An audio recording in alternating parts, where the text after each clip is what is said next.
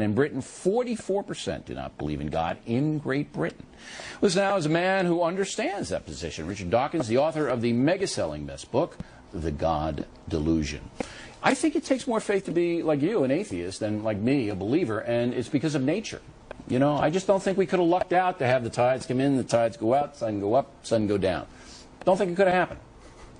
We have a very full understanding of why the tides go in, the tides go out, of why the continents drift about, of why life is there. Science is ever more piling on the evidence, piling on the understanding. But it had to get there. I understand that you know, the physiology of it, if you will, but it had to come from somewhere. And that is the leap of faith that you guys make, that it just happened. But I'm throwing in with Jesus rather than throwing in with you guys, because you guys can't tell me how it all got here. You guys don't know. We're working on it. Physicists are working. When you get it, then maybe I'll listen. At the beginning of the 21st century, we don't know everything. We have to be humble. We have to, in humility, say that there's a lot that we still don't know. And, you know, being humble is a Christian virtue. Well, so there you go. Of course it is. All right, when you guys figure it out, then you come back here and tell me, because until that time, I'm sticking with Judeo-Christian philosophy. So now, tell me where I'm going wrong here.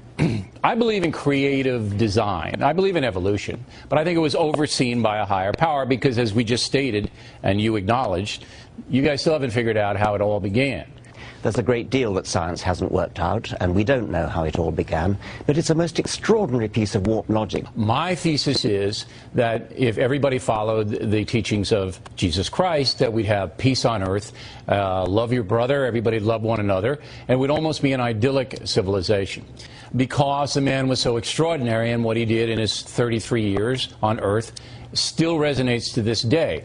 That, I think, is more powerful than your belief that, hey, someday we might figure it all out, but in the meantime, we're not going to believe in any deity.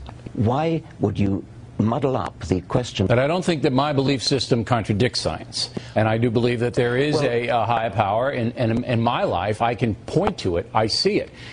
And you, by your own admission, say, we don't know how it all began. So if the science class is going to say evolution only, but I really don't know how it started, that gap has got to be explored. You must see that it's quite a remarkable piece of illogic to say that because science can't fill a particular gap, therefore we have to turn to Christianity. You don't have to turn anywhere, you just have to present it.